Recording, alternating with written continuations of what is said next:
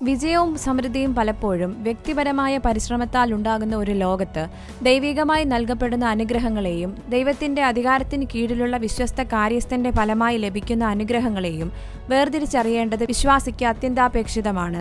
എല്ലാ നല്ല ദാനവും തികഞ്ഞ വരമൊക്കെയും ഉയരത്തിൽ നിന്ന് വെളിച്ചങ്ങളുടെ പിതാവിങ്കൽ നിന്നാണ് വരുന്നതെന്ന് തിരുവെഴുത്ത് പഠിപ്പിക്കുന്നു. എന്നിരുന്നാലും നാം ഉത്സാഹത്തോടെയും വിവേകത്തോടെയും പ്രവർത്തിക്കാൻ വിളിക്കപ്പെട്ടിരിക്കുന്നു. പല അനുഗ്രഹങ്ങളും പൂർണ്ണമായും ദൈവകൃപയുടെ പ്രവൃത്തികളാണെന്ന് ബൈബിൾ വ്യക്തമാക്കുന്നു. സമ്പാദിക്കാത്തതും അർഹതയില്ലാത്തതും സൗജന്യമായി നൽകപ്പെട്ടതും രക്ഷ, ജീവൻ, കരുതൽ, ജ്ഞാനം, സമാധാനം എന്നിവ മനുഷ്യപ്രയത്നത്താൽ സമ്പാദിക്കുന്നതല്ല, മറിച്ച് ദൈവത്തിന്റെ കരുണയിൽ നിന്നും കൃപയിൽ നിന്നുമാണ് ഒഴുകുന്നത്. നീതിമാന്മാരുടെയും നീതികെട്ടവരുടെയും മേൽ മഴ പെയ്യുന്നതുപോലെ അനുഗ്രഹങ്ങൾ പലപ്പോഴും ദൈവം നല്ലവനായതുകൊണ്ടാണ് ലഭിക്കുന്നത്.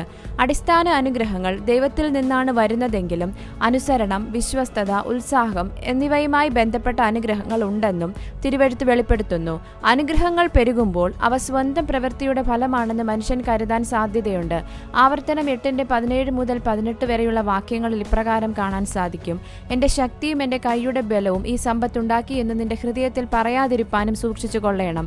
നിന്റെ ദൈവമായ യഹോവയെ നീ ഓർക്കണം. നിന്റെ പിതാക്കന്മാരോട് സത്യം ചെയ്ത തന്റെ നിയമം ഇന്നുള്ളതുപോലെ ഉറപ്പിക്കേണ്ടതിന് അവനല്ലോ നിനക്ക് സമ്പത്തുണ്ടാക്കുവാൻ ശക്തി തരുന്നത്. എല്ലാ അനുഗ്രഹങ്ങളും അവ നേരിട്ട് നൽകപ്പെട്ടാലും അനുസരണത്തിലൂടെ നയിക്കപ്പെട്ടാലും ദൈവത്തിൽ നിന്നാണ് ഉത്ഭവിക്കുന്നത്. മനുഷ്യൻ അധ്വാനിച്ചേക്കാം, പക്ഷെ വർദ്ധിപ്പിക്കുന്നത് ദൈവമാണ്. നമ്മുടെ പങ്ക് സ്വതന്ത്രമായ അനുഗ്രഹങ്ങൾ സൃഷ്ടിക്കുകയല്ല, മറിച്ച് എല്ലാ നന്മകളുടെയും ദാതാവ് നമ്മെ ഏൽപ്പിക്കുന്ന കാര്യങ്ങളിൽ വിശ്വസ്തരായിരിക്കുക എന്നതാണെന്ന് അംഗീകരിച്ചുകൊണ്ട് നമുക്ക് എളിമയോടെ നടക്കാം.